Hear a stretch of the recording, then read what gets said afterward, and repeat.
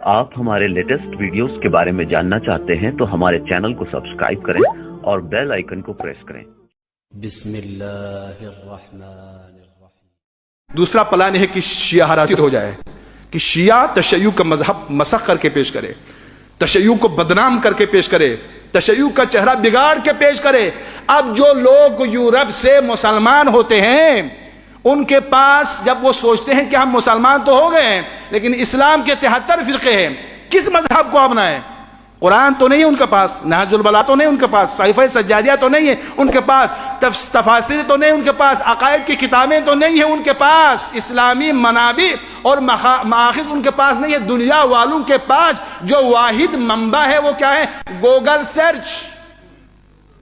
Google میں بسم اللہ الرحمن الرحیم میں کس مذہب کو اپناؤں؟ شیعہ مسلم سرچ کیا تو کیا نظر آتا ہے اس کے اندر؟ میں نہیں کہتا ہوں کیا نظر آتا ہے، وہ آپ خود سوچیں۔ جی سوشل میڈیا نے تشیع کے چہرے کو کس انداز میں پیش کیا، کیا نظر آتا ہے؟ جو غرب سے شیعہ ہونا چاہتا ہے جب گوگل میں سرچ کرتا ہے شیعہ مسلم، آپ بھی سرچ کریں، تجربہ کریں، آپ جا کر سوشل میڈیا میں آپ جو ہے نا گوگل سرچ کریں شیعہ مسلم، تو آپ کے مکتب کو کس انداز میں پیش کرتے ہیں؟ وہ مکتب جو قرآنی مکتب ہے، وہ مکتب جو انسانی مکتب ہے، وہ مکتب جو عقلانی مکتب ہے، وہ مکتب جو دعا میں بے نظیر ہے، وہ مکتب جو للہیت میں بے نظیر ہے، وہ مکتب جو شہادت و جہاد میں بے نظیر ہے، وہ مکتب جو امن و سلامتی میں بے نظیر ہے، وہ مکتب جو زیر خنجر بھی انسانیت کی سلامتی کے لیے سوچتا ہے، اس مذہب کو کس انداز میں پیش کیا ہے؟ اس مندرس کو وحشی کے طور پر، اس مذہب کو ظالم کے طور پر، اس مذہب کو حیوان پرست کے طور پر، اس مذہب کو بے درد مذہب کے طور پر پیش کیا ہے، اور یہ ہے شیعہ ہراسی۔ اور پھر وہ سرچ کرتے ہیں سنی مسلم، تو خانہ کعبہ کے گرد طواف کر رہے ہیں، دعا پڑھ رہے ہیں، نماز پڑھ رہے ہیں، یہ دکھاتے ہیں۔ دیکھو ایک چال ہے استکبار جہانی کا، البتہ اس میں ہم بھی بے تقصیر نہیں ہے کہ ہم نے جس انداز میں پیش کیا ہمارے مذہب کو، کیا اب ہم نے سوچا اس پر؟ اب جو شیعہ ہراسی ہے، شیعہ مذہب کو کس انداز میں پیش کیا جائے؟ ہراسان کیا جائے لوگوں کو تشیع سے، شیعوں کو ایک بدماش، بدتمیز، بے بندوبال، لاؤبال مذہب کے طور پر پیش کیا جائے، جس میں نہ کوئی نماز کا تصور ہے، نہ دین کا تصور ہے، نہ اخلاق کا تصور ہے، نہ انسانیت کا تصور ہے۔ اس طرح پیش کیا گیا ہے، اس میں ہم لوگ استعمال ہوتے ہیں، ہم بھی استعمال ہوتے ہیں، یوز ہوتے ہیں ان کے لیے، اس شیعہ ہراسی ہے۔ تیسرا پروگرام یہ ہے، دیکھو ایران نے دنیا والوں پر ثابت کر دیا ہے کہ اسلامی حکومت اگر قائم کرنا چاہیں تو اسلام کے پاس تمام نظام موجود ہے، اور اسی لیے ایک پروگرام ایران ہراسی ہے۔ عرب دنیا والوں کو یہ سمجھا امریکہ نے کہ کبھی ایران کے ساتھ نہ دینا، یہ اگر پاورفل بن جائے نا، یہ ایٹمی پاور بن جائے تو تمہیں چھوڑیں گے نہیں، یہ وہ مگرمچھ ہے کہ تم سب کو ہڑپ کرے گا۔ لہٰذا جہاں جہاں ایران کی بات ہوتی ہے مخالفت ہے، اقوام متحدہ میں عرب دنیا ایران کے خلاف ووٹ ڈالتے ہیں، رائے دیتے ہیں، ایران کو ایک انتہائی وحشی حکومت کے طور پر پیش کیا ہے عرب دنیا خلیجی ممالک کے لیے، کہ اگر ایران پاورفل ہو جائے، اگر ایران طاقتور ہو جائے تو تمہیں تباہ و برباد کر دے گا۔ دیکھو یہ سارے سازش، اسلام ہراسی تاکہ لوگ مسلمان نہ ہو، شیعہ ہراسی تاکہ جو لوگ مسلمان ہو رہے ہیں وہ شیعہ نہ ہو، ایران ہراسی تاکہ شیعی حکومت پاورفل نہ بن جائے۔ ایسے حالات میں ہماری شرعی ذمہ داری کیا ہے؟ کہ ہم نے اسی انداز میں چلنا ہے، کہ ہم نے دشمنان اسلام کو اسی طرح موقع فراہم کرنا ہے، کہ ہم نے اسی روش کو اپنانا ہے؟ پھر بھی ہم نے جہل و جہالت کا راستہ اختیار کیا ہوا ہے، کب تک ہم اس راستے پہ چلیں گے؟ آپ بتاؤ مجھے، کب تک ہم جاہلوں سے جان چھڑائیں گے؟ آپ بتاؤ مجھے۔ لو علم الناس محاسن کلامنا لاتبعونا، چھٹے سرکار کا قول ہے نا کہ ہماری باتیں نہیں بتایا ہے لوگوں کو ممبروں سے، بتائے تو لوگ ہماری طرف آئیں گے۔ جو سینے میں دل رکھتا ہے نا وہ کلام محمد و آل محمد کو سننے کے بعد متاثر ہوئے بغیر نہیں رہ سکتا، یہ ممکن نہیں ہے۔ ان کے کلام میں وہ اثر ہے نا، انسان تو انسان، جمادات بھی اثر لیتا ہے۔ میں مصائب نہیں شروع آپ کو اشارہ کر رہا ہوں۔ بازار کوفہ میں جب علی کی بیٹی نے خطبہ دیا، گھوڑوں کی نہناہٹ ہے، لوگ تالیاں بجا رہے ہیں، سیٹیاں بجا رہے ہیں، شور شرابہ ہے نا، جب آواز نہیں پہنچی لوگوں تک، فاشارت الیہم، انگشت سے لوگوں کی طرف اشارہ کیا۔ روایت کا جملہ ہے کہ سکتت الاجراس، انسان تو انسان، حیوان تو حیوان، حیوانات کے گردن میں لٹے ہوئے گھنٹیاں بھی خاموش ہو گئی۔ ان کے کلام کے اندر وہ اثر موجود ہے۔ اگر یہ کلام پہنچائے نا لوگوں تک آل محمد کے کلام، ہم اپنے جیب سے کوئی بیان نہ کرے، جیب خرچ کرنے کی ضرورت نہیں ہے، اس معرفت کے سمندر سے، اس معرفت کے سمندر. لوگ کہتے ہیں کہ جناب علی فلان حضرت نے فضائل کا حق ادا کیا، واہ واہ واہ واہ واہ، حق ادا کیا. کون حق ادا کر سکتا ہے فضائل کا؟ کتاب القطرہ فی فضائل العطرہ، آیت اللہ سید احمد مستنبط پیمبر سے یہ حدیث نقل کرتا ہے. کوئی شخص یہ کہے کہ میں نے علی کے فضائل کا حق ادا کیا ہے، اگر کوئی یہ کہے، اس کی مثال کیا ہے پتہ ہے؟ کبعوضة تخرج جناحها فی البحر وتقول خرجت الماء، اس مکھی کی طرح ہے جو اپنے پروں کو سمندر میں ڈال کر یہ کہتی ہے کہ میں نے سارا پانی کھینچ لیا ہے. اس شخص کی طرح ہے جو یہ کہے. کوئی حق ادا کر سکتے ہیں؟ فضائل امیر المومنین، کیا خوب کہا کسی نے. در خیبر کو اکھاڑنا یہ فضیلت ضرور ہے. ہم وہ فضائل بیان کرتے ہیں جنہیں ہمیں نہیں کرنا ہے جی، چونکہ در خیبر تو کوئی اکھاڑ نہیں سکتا نا. وہ کام جس کو ہم نے نہیں کرنا ہو اس کو بیان کرتا ہے، جو ہمیں کرنے کے وہ بیان نہیں ہوتے جی. جو جزدہ کہتا ہے کہ در خیبر کو اکھاڑنا اتنی فضیلت نہیں ہے، فضیلت وہ ہے کہ 24 گھنٹے میں 1000 رکعت نماز بجا لائے. یہ کسی کے بس میں ہے؟ یہ کسی کے بس میں ہے؟ معمولی پیسہ جیب میں آنے کے بعد ہم تو فرعون بنتا ہے.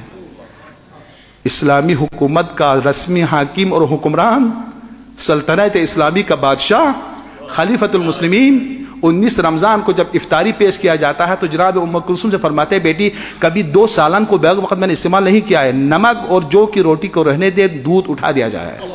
یہ ہے امیر المومنین. اس پہلو کو ہم نے کبھی سوچا ہے؟ اس پر سوچا ہے؟ علی کے نمازوں کے بارے میں سوچا ہے؟ علی کے اخلاص کے بارے میں سوچا ہے؟ علی کے کرامت نفسی کے بارے میں ہم نے سوچا ہے؟ جو ہمیں کرنا ہے کچھ قریب ہونا ہے نا. ہم کر تو نہیں سکتے 1000 رکعت نماز ہم نہیں کر سکتے ہیں، لیکن کچھ قریب تو آ جائے امیر المومنین کے. صرف خیبر و خندق رکھتے رہیں، یہ ان کے ذاتی فضائل ہے، ذاتی فضائل جو ان کے ذوات مقدسہ سے مربوط اور منسوب ہے. وہ فضائل جس کا حصہ ہمیں بھی ملے گا، علی کے نمازوں سے ہمیں حصہ ملے گا جی. علی 1000 رکعت نماز بجا لاتے تو ہم حداقل واجب تو ترک نہ کریں. یہ فضیلت امیر المومنین، اس پہلو پر ہم نے سوچا نہیں ہے، اس پہلو پر ہم نے غور نہیں کیا ہے. اس پہلو پر کبھی مولا نے کہا کہ میری طرح در خیبر اکھاڑو؟ کبھی کہا ہے مولا نے میری طرح امر انتر کو زیر کرو؟ کبھی فرمایا مولا نے؟ چونکہ ہم وہ کر نہیں سکتے ہیں. لیکن جو ہمارے لیے فرمائے وہ کیا ہے؟ 1000 کی آبادی میں میرا ایک شیعہ رہتا ہو، فرماتے اس کو تقوی اور علم میں ان سب سے افضل ہونا چاہیے. 1000 کی آبادی میں ایک شیعہ رہتا ہو، وہ سب سے زیادہ نمازی، سب سے زیادہ قاری قرآن، سب سے زیادہ متقی، سب سے زیادہ عالم ہے. آپ بتاؤ نہیں ہے؟ اس سے آگے بڑھوں، اس حدیث کو پڑھنے کے بعد رات بھر روئے تو تب بھی کم ہے. امام معصوم کا فرمان ہے وہ وقت آنے والا ہے کہ ہم میں سے کوئی ظاہری دنیا میں تمہارے درمیان نہیں ہوں گے، اس وقت اس طرح رہو کہ تمہیں دیکھ کر لوگ ہمیں یاد کریں. ہمیں دیکھ کر آل محمد کو یاد کرتے ہیں لوگ. ہماری امانت، ہماری دیانت، ہمارا تقوی، ہمارا علم، ہمارا جہاد، ہمارا پاک تینتی، نیک نیتی، سب دیکھ کر کیا لوگ آل محمد کو یاد کرتے ہیں؟ تو باپ کو ممبروں سے نہیں بتایا ہے نا. جاہلانہ باتیں سننے کے عادی ہیں ہم. میں بعض اوقات مزاق کرتا ہوں کہ محرم الحرام یعنی شہادت امام حسین محرم میں واقع ہوئے ہیں. اگر فرضاً رمضان میں واقع ہوتے اکثر علامہ حضرات کے جو ہے نا روزے خراب ہو جاتے اور کفارہ ان پر واجب ہوتا، کیونکہ جھوٹ کا نسبت دینا ان کے ساتھ کفارہ ہے، کفارہ، روزہ بھی خراب ہے. ایسے باتیں میں مروں سے کریں جس میں نہ قرآن سے کوئی مربوط ہے، نہ حدیث سے کوئی ربط ہے، نہ کلام معصومین سے کوئی ربط ہے، نہ اس کی کوئی وثاقت ہے، نہ اتھینٹک ہے، کچھ بھی نہیں ہے، اور آپ واہ کہہ رہے ہیں. میں تو یہ کہتا ہوں کہ ہمارا معاشرہ اس منزل پر آیا ہوا ہے نا، فرضاً یزید بھی منبر پر آ کے فضائل آل محمد پڑھے تو سب کہیں گے واہ واہ. یزید بھی آ کر مسائل پڑھے تو روئیں گے. آپ تو چسکا لینے کے لیے آئے ہوئے نا، مزہ لینے کے لیے آئے ہوئے. بڑا مزہ آیا جی. بھئی نتیجہ آپ کو کیا ملا؟ کچھ نہیں. بہت مزہ آیا، بہت مزہ آیا آپ کو. اب مزہ لینے کے لیے آتے ہیں. اس مجلس میں، اس محفل میں آؤ انسان بننے کے لیے. انسان بن کے جاؤ، حیات طیبہ لے کے جاؤ، دل کو آباد کر کے جاؤ، علم کا لقمہ لے کے جاؤ. کیا کیا اسارت اہل بیت نے؟ بس تمام کر رہا ہوں. اپنے غم کی داستان سناتے رہے صرف اہل بیت اطہار علیہ السلام. ہادی انسانیت ہے. خطبہ امام سجاد کا پڑھے. میں نے کہا نا، اشارہ دیا مولا نے، جو خطیب کرائے کا خطیب پیسوں پر بولنے والا خطیب، اس کو لایا تھا تاکہ امام حسین علیہ الصلوۃ والسلام کی اس عظیم تحریک اور آل محمد کے خلاف تقریر کرے. کیا تقریر اس نے؟ دنیا ہے نا آخر، دیکھو دنیا جن کے گھر میں خدا نے قرآن اتارا ہے. زیارت جامعہ میں ہے نا، السلام علیکم یا اہل بیت النبوہ وموضع الرسالہ ومختلف الملائکہ. ملائکہ کا آنا جانا ہوتا تھا ان کے گھر میں. مختلف ومحبت الوحی، وحی کو خدا نے نازل کیا ہے تو ان کے گھر میں نازل کیا ہے. قرآن پروان چڑھا ہے تو ان کے گھر میں پروان چڑھا ہے. قرآن کو بچایا ہے تو انہوں نے بچایا ہے. ان کے خلاف قرآن سے استدلال کیا اس ملے نے. اور امام سجاد کی تعبیر کیا ہے؟ جب اس نے تقریر ختم کر لی تو اس خطیب کی طرف نظر کر کے فرمایا، اشتریت سخط الخالق برضا المخلوق. تو نے مخلوق کو تو خوش کر دیا لیکن رب تجھ سے ناراض ہو گیا. پھر کہا کہ مجھے اجازت ہے کہ الا تلک الاعوار، اس لکڑی کے ڈیر پر جا کر میں بھی کچھ کہوں. لکڑی کے ڈیر سے تعبیر کیوں کیا مولا نے؟ جیسا کہ جاہل انسان اس ممبر پر آئے تو لکڑی کا ڈیر ہے نا، اس کی کوئی حیثیت نہیں ہے. یہ آخرت کے لیے ہے، یہ آل محمد کے مکتب اور مذہب کی نمائندگی کرنے والوں کے لیے ہے، نہ جاہلوں کے لیے. اب معاشرہ کیسے اجتماعی طور پر جہل کی طرف نہیں بڑھے گا کہ ہم نے ایسا معاشرہ بنا کے رکھا ہوا ہے. اب سرائے آل محمد کی تاریخ اور ان کی زندگی پڑھے، آپ کو پھر پتہ چلے گا کہ مکتب کیا ہے اور مذہب کیا ہے.